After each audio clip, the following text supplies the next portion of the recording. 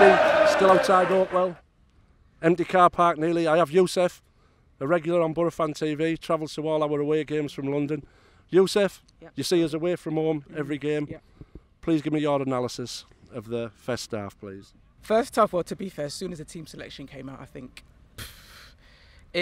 me personally, I didn't know what that formation was. I didn't know what was going on.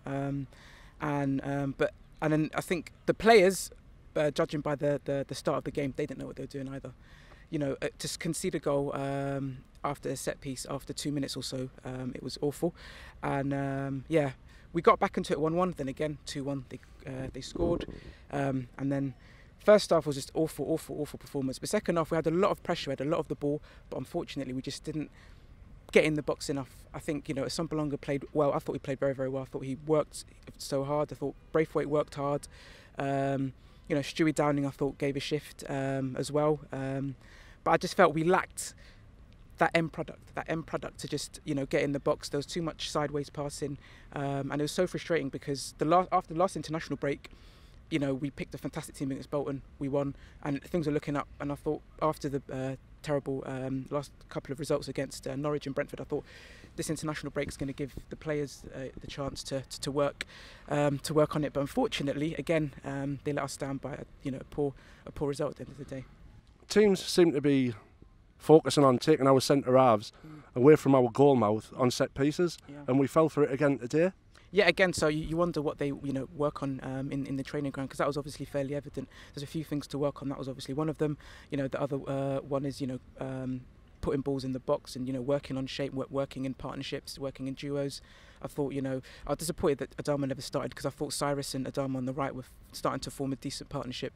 But I was pleased that we had the core back, the Ayala and Gibson, the Ledbetter and Clayton. I think that's probably one of our best cores that we have in the team. So yeah, I was pleased about that. But yeah, we probably missed something. Do you feel it was Ayala's mistake that led to the goal? It was. Yeah, I thought Danny Ayala. So he's played 2 games, 2 mistakes. It was a little bit disappointing. But I can't understand why Del Frey has been dropped. Tell me what you can see that's not allowing our strikers to see as much of the ball as what Ben Gibson does. I wish I knew.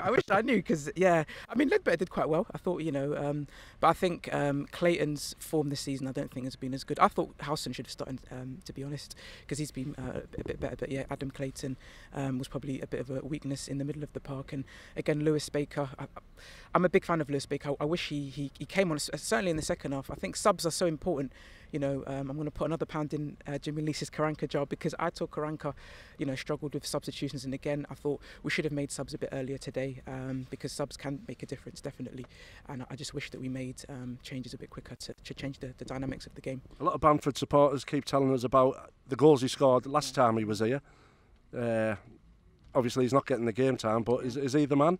He is the man. I think he's been one of our best players this season. I mean, he didn't start the first game against Wolves, but when he came in against Sheffield United, I thought he played well. He played well against Burton. Preston he started, and then because we drew that game, he was almost the one that was the scapegoat, if you like, being dropped for the Bolton game. And he's been one of our best players. But he gives us something that other strikers don't. He's got that. I don't know.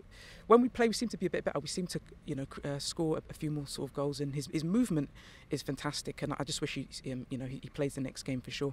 Asombalonga back on the goals trails, which was nice to see, and he had a one-on-one and produced. Yeah, he needed that. I think Asombalonga. I'm a big fan of him. I think he hasn't scored goals in the last few games, but I think he's been working so hard. And a bit like Negredo, he wasn't really given much service. So I'm really, really happy that he got his goal. And I think if he continues working hard, the goals will definitely follow. And and also he was making a bit of a nice little partnership with Marvin Johnson. And why Marvin Johnson wasn't even on the bench, and I don't even understand why, because he's our 2 wingers not even in Adama Traore or Marvin Johnson not in the squad. Why that was the case, I don't know, but yeah, there's a lot of question marks. I mean, if I'm feeling this way, how do the players feel? Yeah. So that's going from total width to no width. It's like you say, it's frustrating for us. It must be frustrating for them. Yeah, back to square one. Because obviously we're starting to work a bit better. But do I think this team can, the team that we played today can get promoted? Personally, no. The Bolton team, do I think the team that we played against Bolton and the team that we started against Aston Villa, do I think that team? I think yes, because that looks like a team. today I don't think it looked like a team. And I think, yeah, we just need to get back to basics. That's what I would sort of definitely say. And the fans were just immense today. I think that you have to give them a shout out. You know, it was deafening at times, and you know the fans could have got behind the team. Sorry, they could have got against the team, but they didn't. They just went for it. Especially in the second half, it was just incredible. And you know, nearly 5,000 supporters. And I think that, you know, once again, you know, you can never criticise the fans. But one thing that I was a bit about was the booing at half time. That's not for me. That's not for me. I don't do booing. I mean, I booed twice last season. That was Bournemouth away and Stoke away, because that was two really, really poor performances. But today, I think the lads, they just need that little. We're a new team. You know, we're a brand new team. You know, Gary Monk's a new manager. You know, we need to have time and have a bit of patience, and you know, I'll never criticise a fellow Boro fan, because we all, you know, we all disagree with certain things, we all agree on one thing, but one thing that we all share is our love for the club. And every single one, you know, obviously you, AJT, Gav, you know, all the, you know, Gino, all the fans that, you know, obviously come in here, all the fans in the ground, they all have the same, you know, thing in common. They love Middlesbrough Football Club, and definitely that's what it's all about. Youssef, BoroFanTV, love Youssef, mate. It's a pleasure to talk to you, mate. Thanks for appearing on BoroFanTV.